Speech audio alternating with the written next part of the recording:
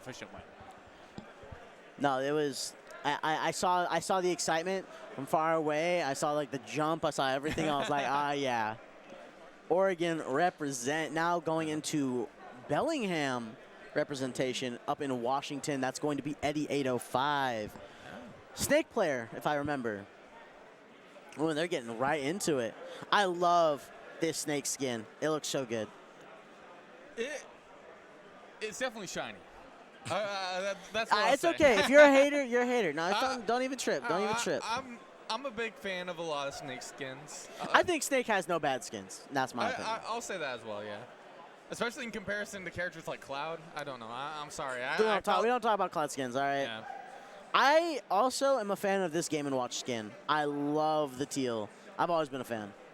I actually like the green skin. I don't know. It actually reminds me of Game & Watches growing up with that sort of like green LCD skins. Because like light reflecting on the screen. No, that's actually really cool now you mention it.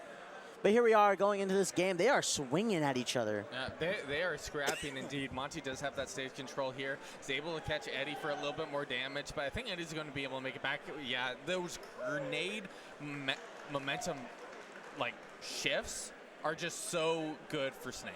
Like it helps with his movement so much. Kind of on the subject matter of the matchup, it's kind of hard to. Sometimes I forget just how much of a third-person shooter this matchup in particular is. You got Game & Watch fair, up air. You got cooking that you got going on. You got potentially bucket if that gets charged up. Like it actually matches a lot of the pace and a lot of the positioning that Snake wants to do, whether or not it's being directly in front of you. But an excellent scoop with that down tilt. I don't think I've ever seen down tilt used to take a stock. Especially if it's going to go under the bomb, hit the toe of Game & Watch. That is ludicrous. Yeah.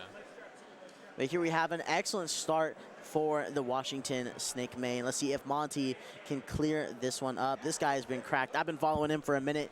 He's good. Monte is extremely good. Ended up having an excellent performance, as I said previously when I was on stream. Did extremely well at the last Back in Blood. And right now, Eddie, doing pretty all right. It's kind of shifting a little bit more in Monte's favor, but he's keeping on pace. Yeah, right now you're just kind of saying. When I was commentating with Draymond, I was noticing the way Monte would play the up Bs to like chase people instead of it just being like a get out of shield, get out of jail free card. He was using it a lot to try and get all the way up with Snake to play against him because you can still act out of it as you see right there. And it would be like try and get up airs going, try and just bring them as high as possible to control as much ground as possible. And so Monte right now looking to just kind of seal the deal on this stock. He's getting dangerously close to kill him. There we go with a roll read, roll prediction, excellent placement. The up smash is going to call it out and take a really good lead right now. Able to catch with the nair there, getting a lot of percent, followed up by that up air, good 36. Although it does have to get a little bit more percent than other characters, Snake is pretty heavy in comparison to most of the cast. There we go, trying to find his way in. There we go. That's going to be an excellent up tilt. Okay, great spot dodge there from Eddie. Kind of going back to, trying to bait, throwing out these explosions, but getting caught there by the down smash and the neutral special. Monte trying to, call in a read, but didn't end up working in his favor. Oh my gosh, you see that dash attack hit Game & Watch first, then the bomb second? Did you see that? I did see that. That is this game is funny sometimes. I hate Snake dash attack. It is. Oh, what? Oh. What? Oh. So, okay, like, heads up. Is that DI? I don't know. Huh. Maybe? I think there's a definitely likeliness to it with how those sort of like kill screen works. That it might just be because you have to be like very slightly, I think, out of the blast zone to get that sort of kill screen. Well, shoot, it's a statement made, though. But I did not expect that. So here on the casting set, we don't have audio, so we didn't actually get to hear that when it happened. Yeah, no, it was surprising. Yeah. We saw it. We saw Game & Watch just goes tiny, smaller and smaller in the background. Yeah. Like, oh, that. Wait a minute. Snake, yeah, it's like, that's not supposed to happen. All right, like, here we Snake's go. heavy, but I get. Not heavy enough. I guess he was just taken all the way to the blast zone there. Regardless, however, now going into this game 2. Dang, still just starting. It's less about scrapping now, and it just seems a lot more about the war of attrition. Just pile on what you can, call it good. Just try and get a lot of different positions. Play a little bit of a chess game, as we're seeing right now. All right, good momentum shift. Was able to use the nade for that movement. I've never seen someone flick bucket like that. Wait, that actually filled off of the C4. Really? Yeah, like there is a hitbox. Bucket? Not the entire. It did hit the last tier, but it did fill up off of the bottom hitbox of C4, which is kind of crazy. Right.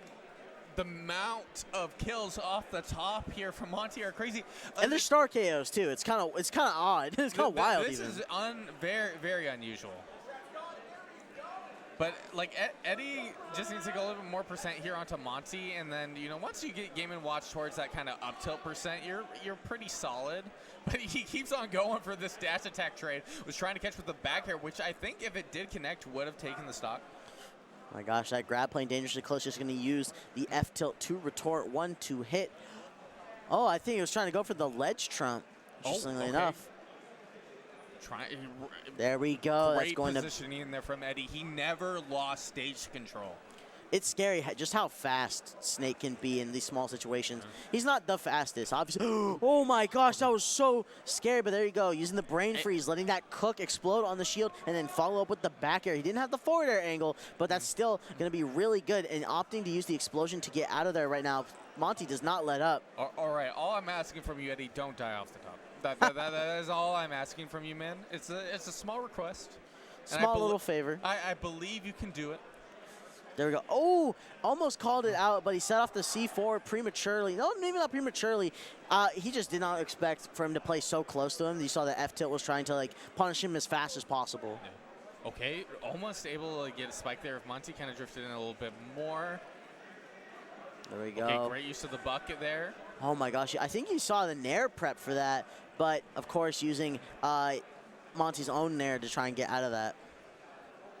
All right, so Monte is up a game at the moment, but Eddie able to close out that stock here, going to the last stock scenario, and Monte able to get 26, now 27, because Eddie went a little too high.